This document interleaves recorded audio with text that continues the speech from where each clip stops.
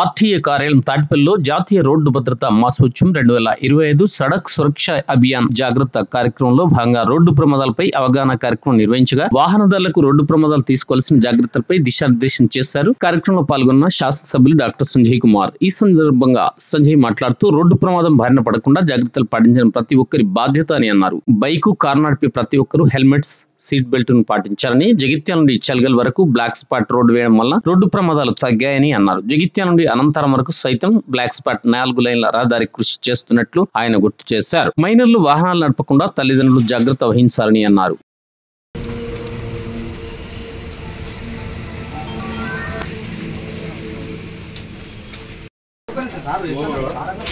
భద్రతా ప్రమాణము రోడ్డు ప్రమాదాల నివారణలో నా వంతు బాధ్యత నేను నిర్వహిస్తాను.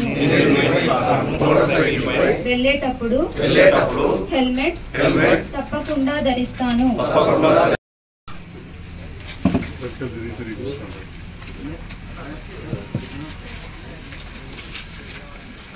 2025 సందర్భంలో ఏర్పాటు చేసి అంటే ఏదైనా కానీ శంఖంలో పోతేనే తీర్థమవుతుంది. సార్లు అంటే వాళ్ళు ఒక సెలబ్రిటీలు వీళ్ళు చెప్తే కొంచెం ఎఫెక్ట్ వేరే ఉంటుంది. మేము రెగ్యులర్గా చెప్తూ ఉంటాం. సారు తన అమూల్యమైన సందేశాన్ని మీకు ఇస్తారు. అందరం కూడా కొత్త సంవత్సరంలో అన్ని మంచి జరగాలనుకుంటాం. కానీ తెల్లారేసి పేపర్ వరకు ఎక్కడో ఒక దగ్గర పిల్లగాళ్ళు యాక్సిడెంట్ అయి చనిపోయారు లేదా ఇంట్లో అని చెప్పి వార్తలు వస్తూ ఉంటాం. ఎంత సంతోషం అనిపిస్తుందో అంత బాధలు కూడా ఉంటాయి. ఇక కొన్ని కుటుంబాలు ఇక మళ్ళీ వాళ్ళ జీవితాంతం వాళ్ళు వాళ్ళ ఫ్రెండ్స్ నూతన సంవత్సరమే జరుపుకునే పరిస్థితి ఉంటుంది. అదొక ఉదాహరణ.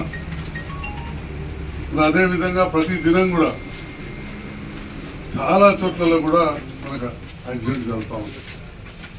అయితే వీటి విషయంలో ప్రభుత్వం తీసుకునే జాగ్రత్తలు ప్రభుత్వం తీసుకుంటా ఉంది. మన రోడ్లు ఇవన్నీ కూడా అనుకున్న స్థాయిలో పేద దేశం కాబట్టి అభివృద్ధి చేసుకోలేకపోయాం. జనాభా ఎక్కువైపోయింది. మన దగ్గర కూడా వాహనాలు ఎక్కువైపోయింది. మరి వచ్చిన వాహనాలను సరి అయిన రీతిలో మనం ఉపయోగించుకున్నప్పుడు మనకు యాక్సిడెంట్ తక్కువ, మనం రక్షించుకోవచ్చు. ఎదుటి వాళ్ళ ప్రాణాలు పోకుండా లేదా అంగవైకల్యం రాకుండా మనం కాపాడుకోవచ్చు. మోర్టాలిటీ అంటారు, అంటే చనిపోవడం. మార్బిడిటీ అంటే అంగవైకల్యం. మరి డాక్టర్ల అంటే ఈ మోర్టాలిటీ మార్బిడిటీ రెండు కూడా తగ్గించుకోవాలి. అంటే ఇది కావాలంటే ముఖ్యంగా అవగాహన అవసరం. ఇవన్నీ రూల్స్ అన్నీ కూడా పుస్తకాలలో ఉన్నాయి. మనకు డ్రైవింగ్ స్కూల్స్ ఉంటాయి, ఈడ పరీక్ష పెడతారు, మన సార్లు కూడా అడుగుతారు. అప్పటి మనం చెప్తాం. తప్పకుండా మీ అందరికీ తెలిసే ఉంటుంది, నాకు కూడా తెలిసే ఉంటుంది. కానీ పాటించే కాడికి వచ్చే వరకు చాలాసార్లు మనం నెగ్లెక్ట్ చేస్తాం. హెల్మెట్ పెట్టుకోవాలి, ఇది మనకి ఎంతో లాభం చేస్తాయని చెప్పి చాలా పెద్ద ఎత్తున కాంప్లీట్ చేస్తాం. హెల్మెట్ పెట్టుకోవాలంటే పెద్ద మనం తలకు బరువు అనుకుంటాం. కానీ అసలు మన ప్రాణం మొత్తం నడవాలంటే తలను రక్షిస్తుందని చెప్పి మనం తక్కువ ఆలోచిస్తాం. భారతదేశంలో తప్పితే వేరే చాలా దేశాలలో చాలా స్ట్రిక్ట్గా హెల్మెట్ వాడాల్సి వస్తుంది. అలా 2 వీలర్ వాళ్ళు నడపడంలోకే ఇన్సూరెన్స్ కూడా ప్రీమియం ఎక్కువ ఉంటుంది. ఇక్కడ పుట్టుకొని పోతే ఇన్సూరెన్స్ ఇవ్వాలి కదా అయితే. కానీ మనం ఇక్కడ తక్కువ వాడుతూ ఉన్నాం. ఇట్లా పట్టుకోగానే అట్లా ఫోన్ వస్తుంది మాకు, హెల్మెట్ లేదని పట్టుకున్నారు మా ట్రాఫిక్ వస్తాయని చెప్పి. మరి ప్రజలతో గెలిచిన వాళ్ళం, మీతో గెలిచిన వాళ్ళం సరే కొంచెం పోనీ అంటాం. కానీ తలకు దెబ్బ తగిలినాక అరే జర ఇడిచిపెట్టు అంటే మరి ఎవడు ఉంటాడో లేదో మాకు తెలియదు. కానీ ఇడిచిపెట్టాడు కదా, మనకు ప్రాణం పోతుంది. లేదా తలకు దెబ్బ తగలడం వల్ల నాకు అత్యంత యువ నాయకులలో ఒక మొరపిల్ల అబ్బాయి ఉంటుంది. ఇట్లే సైకిల్ పట్టు హెల్మెట్ లేక యాక్సిడెంట్ అయింది. ప్రతిభా ఇన్స్టిట్యూట్లో ఆపరేషన్ అవుతుందంటే నేను కూడా పోయినా, శ్రీనివాస్ గౌడ్ నేను కూడా పోయినా. గౌడ దగ్గర ఆపరేషన్ థియేటర్ నుండి అది చేయిస్తే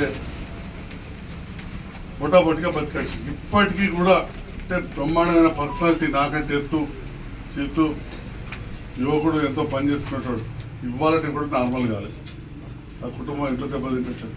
నాకు అలా ఇలాంటి ఎన్నో సంఘటనలు తాటికలు పక్కకే మొరపెళ్ళి కాబట్టి ఒక ఉదాహరణ చెప్తున్నా. ముఖ్యంగా మీడియా ద్వారా ప్రజలను కోరేది అదేవిధంగా తల్లిదండ్రులు పిల్లలకు కూడా పదే చెప్పాలి ఈ రోడ్ సేఫ్టీ ఎట్లా ఏంటి అని. మరి ఈరోజు ఇక్కడి కార్యక్రమాన్ని చేసి మమ్మల్ని ఆహ్వానించినందుకు ధన్యవాదాలు తెలియజేస్తూ,